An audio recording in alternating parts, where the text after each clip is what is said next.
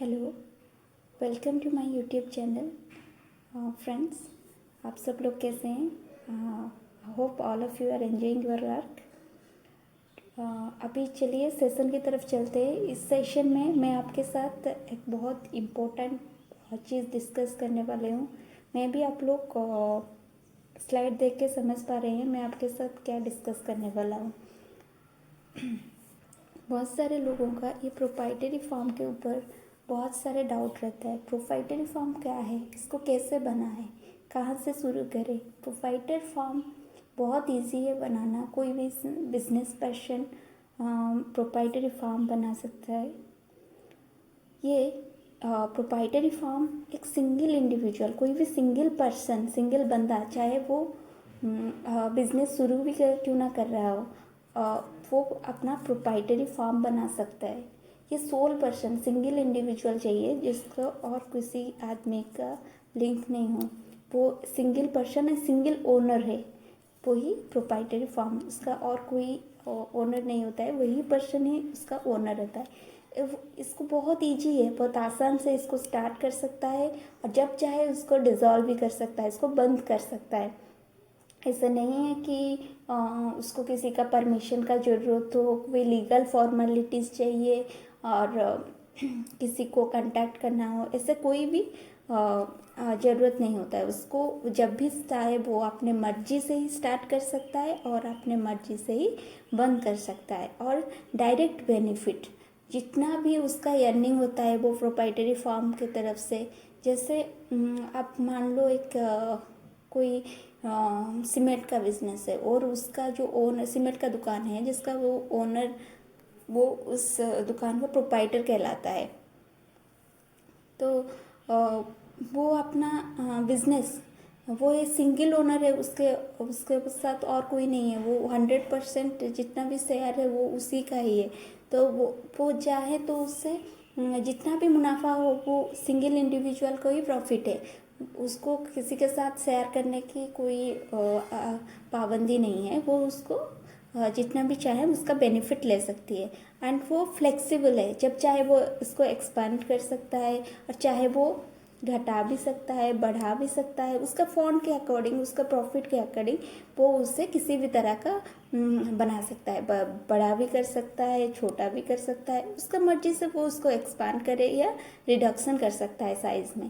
Then sole decision regarding business, business का कोई भी डिसीजन हो, उसको कोई मीटिंग बैठाना नहीं है, उसको किसी से पूछना नहीं है। वो अपने मर्जी से डिसीजन सारा ले सकता है। ऐसे नहीं है कि पार्टनरशिप फॉर्म हो, सारे पार्टनर्स को बैठा के एक मीटिंग होता है और उसमें डिसाइड करते हैं कि ये डिसीजन लेंगे या नहीं लेंगे, तो उसमें बहुत टाइम कंज्यूमिंग होता है। तो यहाँ पे वो खुद अपने मर्जी से कोई भी डिसीजन हो वो अपने मर्जी से ले सकता है।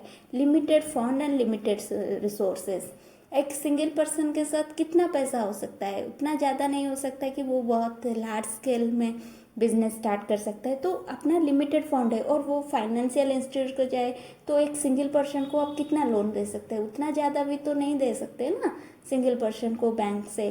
तो फंड बहुत लिमिटेड रहता है, इतना ज़्यादा नहीं कि बहुत ज़्यादा वो एक्सपांड कर सके, पूरा इंडिया में फैला सके, ऐसे नहीं है। वो हाँ अपना हिसाब से अगर बहुत ज़्यादा वो भी है तो 2-3 3-4 ऐसे अपना ब्रांचेस खुल सकता है। ऐसे नहीं है कि बहुत ज़्यादा वो अपना एक्सपांड कर सकते हैं। बहुत लिमिटेड रिसोर्स है, सिंगल ओनर है तो उतना ज़्यादा रिसोर्सेस भी नहीं हो सकता है। तो बहुत ही लिमिटेड रिसोर्सेस रहता है। स्मॉल स्केल बिजनेस मैं अभी जो बता रही थी कि उतना ज़्यादा लार्ज स्केल बिजनेस एक सिंगल पर्सन के द्वारा पॉसिबल नहीं हो सकता है। तो वैसे स्मॉल स्केल ही बिजनेस रहता है। All activities performed by single individual, single individual ही सारा एक्टिविटी, जितना भी वो एक्टिविटीज़ रहता है, वो डिसीजन मेकिंग हो, मैनेजरियल फंक्शन हो, रॉ मटेरियल का परचेजिंग हो, फाइनेंशियल वर्क हो, बैंक से लोन लेना हो, सब कुछ एक सिंगल इंडिविजुअल को करना पड़ता है। वो सोल ओनर होता है तो उसी को ही करना रहता है। अनलिमिटेड लायबिलिटी, इससे इसमें हम पढ़ रहे थे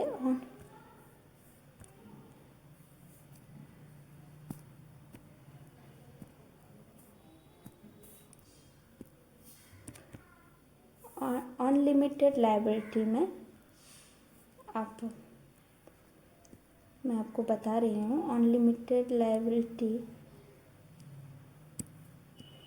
अनलिमिटेड, अगर वो सिंगल ओनर है तो और वो सिंगल ओनर के नाम बैंक से लोन लिया है, इसने एक आदमी सोल प्रोप्राइटर है और वो बैंक से 10 लाख या 20 लाख या 30 लाख जितना भी वो लोन लिया है वो सारा लोन उसी को ही चुकाना है और कोई आदमी उसमें इन्वॉल्व नहीं हो सकता है। ऐसा एवरीथिंग अगर वो अनलिमिटेड लायबिलिटी मीन्स उसका 100% लोन का शेयर उसे ही चुकाना है। तो अगर वो चाहे तो बैंक अगर चाहे तो उसका पर्सनल प्रॉपर्टी को बेच के अपना लोन वसूल कर सकता है उस आदमी से। इन लिमिटेड लायबिलिटी कंपनीज में क्या होता है, अगर एक पर्सन 40% शेयर लिया है कंपनी में तो अब जब बैंक लोन वसूलने आता है तो उससे वो 40% तक ही वसूल सकता है, उससे ज़्यादा वो नहीं कर सकता और उसका वो पर्सनल प्रॉपर्टी से कोई मतलब नहीं है, बैंक उसका पर्सनल प्रॉपर्टी को टच नहीं कर सकता। But in proprietary firm bank has right, वो अपना लोन चुकाने के लिए उस आदमी का पर्सनल प्रॉपर्टी को भी टच कर सकता है। उससे अगर वो बैंकरप्ट हो जाता है, उसके पास बैंक लोन चुकाने का पैसा नहीं रहता है तो वो उसका पर्सनल प्रॉपर्टी को भी ले सकता है। सो अनलिमिटेड लायबिलिटी, कोई लिमिटेशन नहीं है, वो अपने जितना प्रॉपर्टी है उसको बेच के उसको बैंक का लोन चुकाना है। अगर वो इनकेस बैंकरप्ट हो जाता है और लॉस, बहुत ज़्यादा लॉस में आ जाता है, उसका बिजनेस बंद हो जाता है, in that case he himself liable for all losses in the business. Business में जितना भी लॉसेस है वो उसके लिए लायबल है और कोई आदमी उसके लिए लायबल नहीं है, क्योंकि वो सोल प्रोप्राइटर है, वो सिंगल पर्सन है जो पूरा बिजनेस का ओनर है। तो कितना भी लॉस हो उसको सहना पड़ता है, वो सिंगल पर्सन ही उस लॉस के लिए लायबल है।